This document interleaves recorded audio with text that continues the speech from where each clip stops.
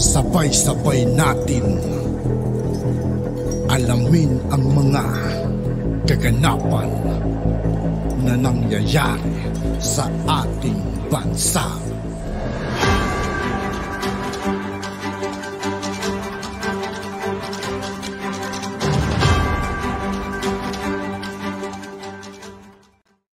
Yo, what's up mga kaibigan? This is I2K po again. Ngayon nandito ulit tayo sa channel ni Pinas News Insider. Dito ulit tayo magbibigay ng komento at reaksyon. Kaya samahan nyo ako guys. Let's go! Ito ang balita ngayon. Trending ngayon sa mundo ng social media. Ang di umano'y balitang muling nag-viral ngayon sa mundo ng social media. Ang naging pasari noon ni Ted Filon sa kanyang programa sa TV5. Hindi man pinangalanan, ngunit sa pool si Pangulong Bongbong Marcos sa kanyang naging pasaring. At dahil sa balitang ito, mga Marcos loyalist umalma at binanatan si Ted Filon. Pero bago ang lahat, kung bago ka pa lamang sa lahat ng hindi pa nakasubscribe mga kaibigan kay Pinas News Insider, mag-subscribe na po tayo at huwag nyo rin pong kalimutan mag-subscribe dito sa aking channel. Sa aming channel, please huwag kalimutang mag-subscribe at i-click ang notification bell para mas maging updated pa kayo lalo sa lahat pa ng bagong video na i-upload namin. At eto na nga mga kababayan, naging viral nga noon sa mundo ng social media ang naging pasari noon ni Ted Filon sa kanyang programa sa TV5. Hingil di umano sa isang presidential aspirant na takot di umanong magdeklara ng salin kung sakaling ito'y manalo bilang Pangulo. Ayon pa kay Ted Filon, tila takot ang kandidatong ito dahil galing di umano sa nakaw o sa kaban ng bayan ang yaman na tinatamasa ng kanyang pamilya. Kung totoo ang mga nakadeklara sa iyong salin. O takot ka dahil ang tinatamasa mo. Dapat tong si Ted Filon dapat kinukulong to para kahit paano madala At ng inyong pamilyang marangyang pamumuhay ay bunga ng inyong pagnanakaw. Hindi man diretsahang pinangalanan ni Filon, pero halata di umano na si Pangulong Bongbong Marcos ang pinatatamaan nito. Dagdag pa niya, pag nagkataon, papaano mo masasabi sa mga tao sa gobyerno na huwag kayong magnanakaw sa pera ng bayan kung ikaw mismo at ang pamilya nyo ay hinahabol pa ng gobyerno para mabawi ang sinasabing nakaw. Ating matatandaan, nung panahon pa ng kampanyahan, kaliwat kanan ng pangbabatikos at paninira na natatanggap ni Pangulong Bongbong Marcos patungkol sa isyu ng ill-gotten wealth ng kanilang pamilya na matagal nang ipinupukol sa kanila. At ngayon, tila wala na ngang mabatong isyu ang mga kalaban nito sa politika. Katulad na lang ni Leni Robredo, Manny Pacquiao at Isko Moreno, na pawang paninira lamang di umano ang kanilang ginagawa noon kay Pangulong Bongbong Marcos para mapaangat ang kanilang rating noon sa survey sa panahon ng kampanyahan. May pasaring pa nga si Ted Filon.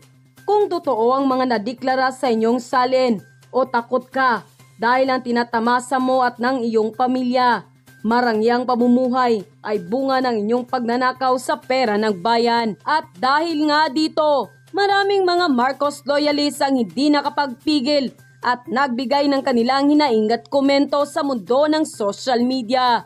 At ayon pa sa kanila, Hoy Filon, kung totoong magnakaw ang Marcos, kasuhan mo, huwag puro dada, tulad ka rin ni Leni Lutang. Papansin ng mga yan hanggang ngayon, inggit pa rin ang nasa puso nila. Mga dilawan kayo ang kurakot sa gobyerno, kaya hindi umaasenso ang bayang nating Pinas. Wala nang bumoto sa dilawan dahil nakakasawa na mga bintang sa mga Marcos. Ang totoong magnanakaw, mga dilawan. Ted Filon. Kung mga kaibigan, hanggat sinisira nilang Marcos, sinisira din nila yung pangalan ng tulad yan, Filon. Sinisira niya ang mga Marcos. Pilit niyang sinisiraan. Hindi nila napapansin na sila din mismo ang sumisira sa pangalan nila. Mga dilawan, sinisira nila ang mga Marcos, di ba? Yung mga dilawan, sinisira din nila imahe nila sa paningin ng mga tao. Kaya halos ayaw ng mga tao mga dilawan ngayon, mga kaibigan. Ilabas mo ang ebidensya mo. Sa laki ng ninakaw na sinasabi nila, bakit walang makita? For more than 3 decades, nothing is proven. The more I watch BBM, the more I admire him. End quote. Kasi ang ginagawa raw ni BBM ngayon na para magkaroon daw siya ng sariling talagang nang i-intriga eh. Magkaroon daw ng loyalty sa kanya yung mga tauhan niya, yung mga bago niyang appointees. Ang tanong naman itong si Michael Pahatin. Sabi ni Michael Pahatin, paano yan? Kaya kontra-kontra po utak nila lahat eh. Bitter si Digong dahil sa ginagawa daw ni BBM na kumukuha siya ng matapat na tauhan. Ang pinoint out naman ito ni Pahatin, mga dating tauhan ni Duterte yung mga kinukuha ni Bongbong Marcos. Halimbawa, sa security daw kasi kinakailangan ni Marcos ng mga tao niya yung mga nakalagay dyan. No? So, question naman na, paano to mga dating tao ni Duterte to? Di ba? Kaya nga paano po magiging bitter si Pangulong Duterte? Kontra-kontra po yung mga pinagsasabi niyo eh. Kasi dapat daw hindi si Marcos daw walang tiwala sa dating administrasyon, etc. No? Parang ganun yung tema nila eh, na hindi naman sinabi direkta, no? Parang wala naman daw kasing dating administrasyon at bagong administrasyon na talagang swak na swak o nagsusuportahan talaga. Meron talagang mga sa isip nilang nagplaplanuhan eh. Sa isip nilang may plano si Digong na palayasin si Marcos eh. Yung intriga nyo lang sa utak ninyo. Pero sa aktualan, wala. Ang katunayan, no? Baliktad nga yung analysis nyo eh. Hindi nga yung pagpapakita nga niyan ng ina-appoint po ni BBM. Ito po tignan nyo po pagkakaiba ng analysis namin Ang pagpapakita po ng ako sa tingin ko, yung kaya po ina-appoint ni BBM yung mga dating mga tauhan ni Pangulong Marcos ay ni Pangulong Duterte, no? Kaya niya po ina-appoint para po maipakita sa mga militar na sa tingin na nakakarami tapat pa kay Duterte, sa tingin lang na nakakarami, para mawala yung alinlangan. Na parang yung cause na para napapabayaan kami. Yung continuity pati po nung mga pamunuan dati. Lalo na po sa militar. Kasi aminin man at hindi, talagang may impact po yung ginawa ni Pangulong Duterte sa mga militar at kapulisan. Dahil siyempre, dinoble yung sweldo, etc. No? Sinasabi nitong mga intrigador na si Llamas na na talagang raw yan ni Duterte. Ang tawag nga raw ni Duterte, mga sundalo ko, mga pulis ko, na inangkin daw ni Duterte.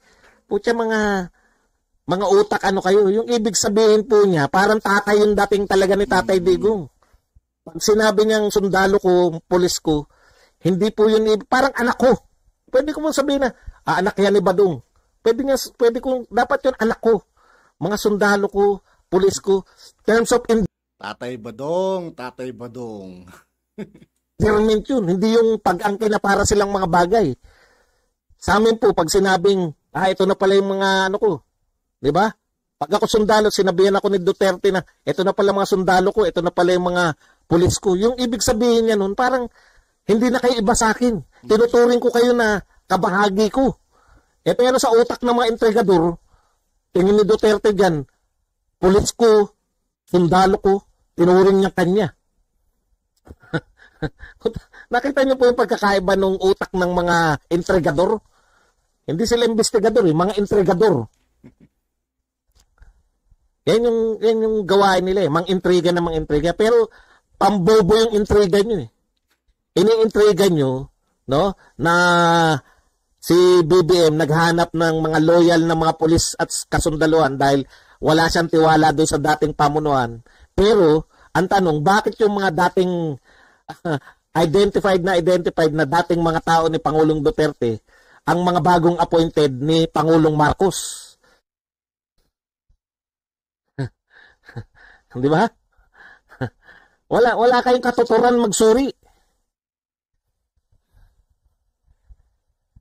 Hindi niya nilagay ang mga yan dahil, ewan ko, kasi po yung mga Duterte supporters, natutuwa po kami dahil yung matitinong tao ni Pangulong Duterte na ibabalik na ni Pangulong Marcos eh. Si Galvez po, isa po yan sa pinakamagaling na tao. Si Anyo, nakita nyo naman nun. Kung magpatupad sila imaginein po ninyo, ang pinatupad po ni Anyo, no? Yung panahon po na wala pang bakuna, di ba ano tayo nun? Anong tawag natin doon? Yung bawal lumabas? Sila Anyo po yun. Mang-iintriga kayo, walang katuturan. Iintrigahin nyo na insecure na raw si Digong dahil wala na raw pumapansin sa kanya. Talaga lang Ba't naman may insecure yung tao? Okay. Punta na po tayo rito alam niyo po, nakakatuwa po nangyayari sa Davos. Hindi ko alam kung natalakay ko na. Makakalimutin na ako. Sa mga nang-iintriga po na biyahe na naman, no? Alam niyo po ba kung gaano kalaki yung Davos na yun, no? Una po, imbitado yung Pangulo natin doon. Hindi po siya yung gate crusher doon. Inimbitahan po siya ewan ko kung sino yung basta imbitado siya sa isang forum, di ba? Iniimbitahan siya sa World Economic Forum. Ikalawa po, excited po yung mga dumalo doon. Si Mark Villar, tsaka to dahil po dyan, naialok po ni Pangulong Marcos yung wealth fund, yung Maharlika Wealth Fund natin. Sa mga nagdududa po sa Maharlika Wealth Fund, kasi po hindi po yan kayang isipin ng mga pangulo nyo eh. No? Pasalamat ka kayo nakapag-isip tong mga pangulo natin ngayon ng bagong, dati po kasi pinagkukunan natin ng pera. Ano lang po ang pinagkukunan natin ng pera? Taxes, tsaka utang. Ngayon po, di ba? Hindi na po. Meron ng wealth fund na pwede pagkunan natin. Halimbawa po, ang ganda ng halimbawa ni Jokno eh. Infrastructure. Inuutang po natin yan eh. Papagawa tayo ng mga iutangin natin. Kung meron na tayo, hindi na uutangin. Yung kikitain nun, instead na, pag umutang tayo sa ibang bansa, hindi po libre yun, utang nga eh. Pinagkikitaan pa tayo ng mga ibang bansang bangko. Yeah? Pag umuutang tayo, pinagkikitaan tayo. Bakit naman hindi na lang tayo dito umutang at kumita ang pamahalaan? Mahabang usapin po, pero ito lang po ang masasabi natin, no? Naroon po ang pinakamagandang chance na ialok po sa mga investors ang Pilipinas. No? Kasi alam niyo po yung mga investors, hindi naman po nadadaan sa tokis yan eh. Numero po ang tinitignan nila. Hindi po yan, sinabi ni Lenny, hindi po niyang kilala si Lenny, wala po silang pakialam. Tinitignan po nila yung numero. Ang Pilipinas ko po, bakit magugustuhan ng mga investors na maglagak ng pananalapi dito? Alam niyo kung bakit? Tayo po ang pinakamabilis yung pag-unlad dito sa Asia. No? Pinakamalaki po tayong humakbang. Tinitignan po nila yung mga numero natin, yung mga GDP, yun po. Iba po yung sukatan ng mga politikong tao, iba rin po ang sukatan ng mga ekonomista. Totoong mga numero po ang tinitignan ng mga yan bago sila mag-invest. Ito po pinakamalalaki pong investor ang namimit po ni Pangulong Marcos. Yung may chance po siya na ibenta ang Pilipinas sa mga pinakamayayaman pong investors, pinakamalalaking kumpanya sa buong mundo. Yun po ang kinakausap ni Pangulong Marcos. Ngayon, swerte po tayo. Nabibigyan po tayo ng ganyan. Kaya nga sinasabi natin dito, masyado tayong focus sa, alam niyo po yun, minsan, pag tinignan niyo yung greater picture, no? Masyado tayong lulong na lulong sa presyo ng sibuyas. Yung pong investor, hindi po yan titingin sa presyo ng isang produkto. At mahal sibuyas diyan, huwag tayo mag-invest diyan kasi mahal ang sibuyas. Ang tinitignan po nila yung pangkalahatan takbo ng Pilipinas. Yan ba nag-invest sila sa infrastructure? Kumusta ang infrastructure nila lahat? Okay ba ang infrastructure nila? Yun po ang pinakabasihan ng lahat eh. Infrastructure. Lahat po ng buong mundo. Wala pong yumaman na bansa na hindi po inayos muna yung kanilang infrastructure. Lahat po na yumamang bansa, dyan po namuhunan sa infrastructure. Yan po yung simula talaga lahat. Kaya laki po ng pasalamat natin dyan na yung build ni Pangulong Duterte, ginawa pang build more ni Pangulong Marcos. Alam niyo yung ibig ko sabihin? Yung continuation po, inaabangan niya ng mga investors. kung itutuloy ba ni Pangulong Marcos, kaya po ini-express nila yun eh. Sa kada meron pong sasabihin si Pangulong Marcos, ini-express niya yung salitang continuity. Kasi po, importante po sa mga investors, yung i-invest ba nila, after 6 years, ganun pa rin yung, tuloy-tuloy pa rin yung sistema. Hindi po sila naniniwala na every 6 years po, babaguhin na naman. Mga long term po yan, ang pananaw po nila sa bansa. Wala po sila nakitang bansa na yumaman ng every 6 years nagpapalit ng sistema. Nakita niyo po kada speech po ni Pangulong Marcos. Actually, kung sutil lang si Pangulong Marcos, pwede niya na angkinin yung subway. Kasi wala pa naman nabubutas nung panahon ni Pangulong Duterte kung hindi ako nagkakamali. Pero bakit niya po ini-stress na yun ay continuity ng mga program? Yan po yung susi sa mga investors ng Pilipinas finally. Meron ng tuloy-tuloy na program. Tapos tinitignan pa nila sino susunod dito kay BBM. Si Duterte, anak, okay yan. Magkakasunod. May chance talagang At yun na nga mga kababayan, ano na? At yun nga po mga kaibigan, dito po nagtatapos ang ating reaction video. Muli ako po si I2K ng Sundalo ng Dunggalo at 811. Maraming salamat sa patuloy na pagsuporta. Yeah, peace out.